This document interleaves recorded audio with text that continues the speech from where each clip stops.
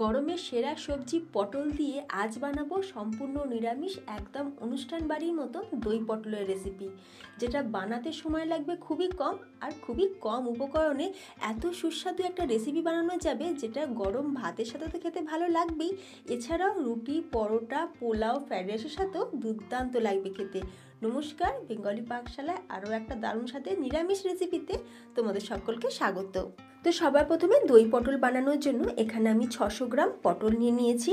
আর যেহেতু এখন সবে সবে পটল বাজারে উঠছে, তো পটলের কালারগুলো দেখো বেশ সাদা সাদা, আর এই পটলগুলোর ভেতরে দেখবে দানা কিন্তু খুবই কম থাকে, আর দানা থাকলেও সেই দানাগুলো ভীষণই কচি হয়। আর আমাদের বাড়িতে সাদা পটল কিন্তু বেশি খাওয়া হয়, কারণ এর ভেতরে দানাটা কম থাকে বলে। দানা থাকলে পটল আবার বাড়ি অনেকেই খেতে চায় না। তো দেখো, পটলের খোসাটাকে এইভাবে একটু করে খোসা রেখে পটলের খোসাটাকে ছাড়িয়ে নিয়েছি, আর দুটো সাইড কেটে বাদ দিয়ে দিয়েছি। আর পটলের দুটো সাইডে একটু করে কাট লাগিয়ে দিয়েছি, যাতে করে তেল মশলাটা পটলের ভেতরে খুব ভালোভাবে ঢোকে। এরপর নুনটাকে ভালো করে মাখিয়ে দিলাম। আমি শুধু নুন মাখিয়েছি, আমি কিন্তু হলুদ মাখাবো না। আর হলুদটা কেন দেবো না সেটা ভিডিও চলাকালীন আমি তোমাদের বলে দিচ্ছি। তো প্রথমে আমরা পটলটা ভেজে নেব। তেলটা খুব ভালোভাবে কড়াইয়ের চারিদিকে লাগিয়ে দেওয়ার পর পটলগুলোকে তেলের মধ্যে দিয়ে দিলাম। এখন গ্যাসের ফ্লেমটাকে লো টু মিডিয়ামে রেখে পটলগুলোকে একটু লাল লাল করে ভেজে নেব। তো হাই ফ্লেমে ভাজবে না, তাহলে তেলটাও পুড়ে যাবে আর পটলের গায়ে দেখবে কীরকম একটা লালচে লালচে কালার এসে যাবে, যেটা কিন্তু এই রান্নার জন্য একদমই পারফেক্ট নয়। যতক্ষণ পটলটা ভাজা হচ্ছে, অন্যদিকে আমরা মশলাটা রেডি করে নেব। দই পটল বানাবো, সেই জন্য দই তো লাগবেই। এখানে হাফ কাপ পরিমাণে একদম জল ঝরানো টক দই নিয়েছি। সাথে নিয়ে নিচ্ছি হাফ চা চামচ হলুদ, 1 চা চামচ কাশ্মীরি লাল লঙ্কার গুঁড়ো, 1 চা চামচ ধনের গুঁড়ো, হাফ চা চামচ জিরের গুঁড়ো, হাফ চা চামচ গোলমরিচের গুঁড়ো।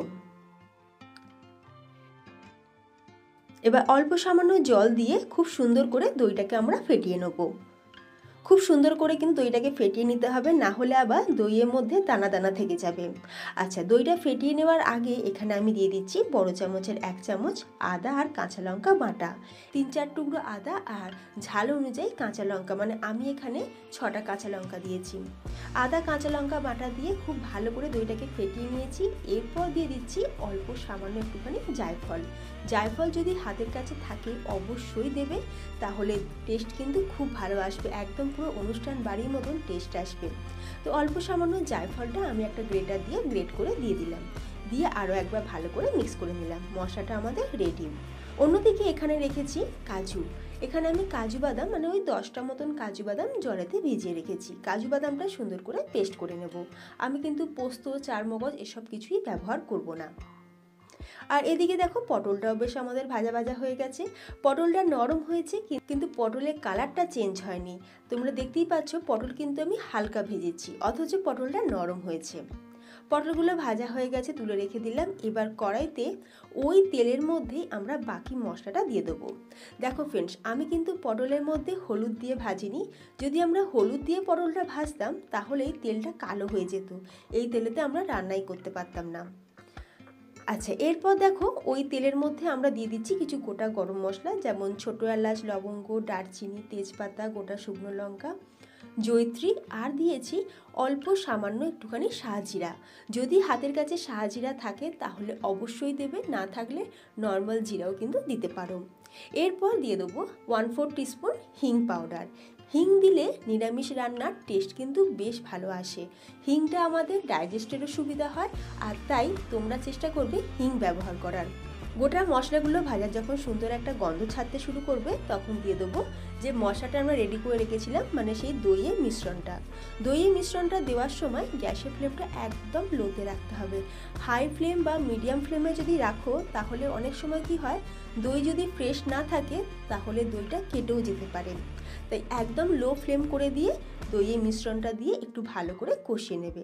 যখন দেখবে দইয়ের মিশ্রণটা উপর থেকে এরকম তেল ছাড়তে শুরু করবে, তখন এখানে দিয়ে দিতে হবে কাজু বাদাম বাটা। এবার কাজু বাদাম বাটা দেওয়ার পর আর একটা টুইস্ট হচ্ছে, আমাদের কিন্তু কন্টিনিউ নাড়তে হবে, কারণ কাজু বাদাম বাটা দেওয়ার সাথে সাথে কাজু বাদাম কিন্তু কড়াইয়ের নিচে লাগতে শুরু করে দেয়, তাই একটু কন্টিনিউ নাড়তে হবে। তবে নাড়তে হবে মানে যে একদম কন্টিনিউ নেড়ে যেতে হবে এমনটা কিন্তু মোটেও নয়, মাঝে মাঝে একটু থামিয়ে নিয়ে তারপরে আবার নাড়তে হবে। এবার মশলায় বাটি ধোয়া একটুখানি জল দিয়ে দিলাম, দিয়ে এবার খুব ভালো করে আমরা মশলাটা কষিয়ে নেব। গ্যাসের ফ্লেমটা একদম লোতে রেখেছি, লো ফ্লেমে মশলাটা আমরা কষতে থাকবো। নিরামিষ রান্না মশলা যত ভালোভাবে কষানো হবে রান্নার টেস্ট কিন্তু তত বাড়বে। মশলাটা বেশ খানিকক্ষণ, মানে এখানে আমি 6 থেকে 7 মিনিট সময় নিয়ে মশলাটা খুব ভালো করে কষিয়ে নিয়েছি। আর তার রেজাল্টটা দেখো কত সুন্দর, দেখো মশলাটা কষানো হয়েছে, পুরো একদম তেল ছেড়ে দিয়েছে আর মশলাটা দেখো বেশ দানা দানা হয়েছে। তো মশলাটা পারফেক্টলি কষানো হয়ে যাওয়ার পর দিয়ে দেবো এখানে ভেজে রাখা পটল দিয়ে মশলার সাথে আরও একবার ভালো করে মিক্স করে নিলাম। খুব ভালো করে মিক্স করে নেওয়ার পর দিয়ে দিচ্ছি এখানে উষ্ণ গরম জল। রান্নায় সবসময় উষ্ণ গরম জল যদি ব্যবহার করা যায় তাহলে রান্নার টেস্ট তো বাড়েই, তেমনি রান্নাটা কিন্তু তাড়াতাড়ি হয়েও যায়। এবার জলটা দিয়ে দিলাম আমি এখানে বড় কাপের 1.5 কাপ পরিমাণে। স্বাদ অনুযায়ী নুন দিয়ে দিচ্ছি আর হাফ চা চামচ দিয়ে দেবো একটু চিনি। যেহেতু টক দই দিয়েছি একটু চিনি দিলে টেস্টটা বেশ ব্যালেন্সড হয়। খুব ভালো করে মিক্স করে নিয়ে আমি চাপা দিয়ে এবার গ্রেভিটাকে ফুটতে দেব। 5 মিনিট পর ঢাকনাটা খুলে নিলাম আর দেখো ফ্রেন্ডস পটল কিন্তু কত সুন্দর সফট হয়ে গেছে আর গ্রেভিটাও দেখো আগের থেকে অনেকটা গাঢ় হয়ে গেছে। আমি কিন্তু এর থেকে বেশি গাঢ় আর করব না, কারণ আমি এটা ভাতের সাথে সার্ভ করব, তাই খুব বেশি কিন্তু গ্রেভিটা গাঢ় করব না।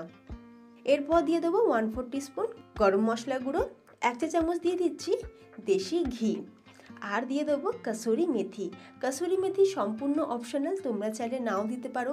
তবে যেহেতু আজ আমরা একদম অনুষ্ঠান বাড়ির স্টাইলে বানাচ্ছি তাই কাসুরি মেথি দিলে টেস্ট আর ফ্লেভার দুটোই কিন্তু খুব ভালো আসে।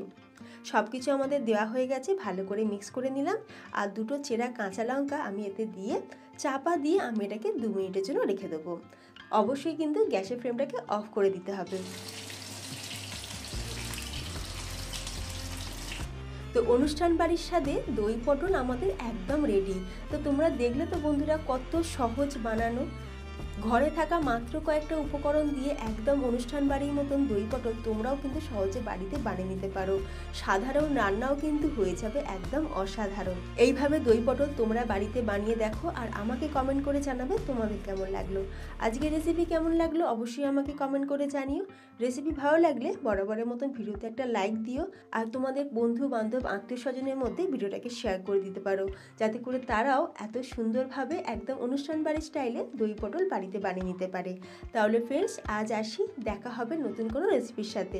ভালো থাকবে, সুস্থ থাকবে, ধন্যবাদ।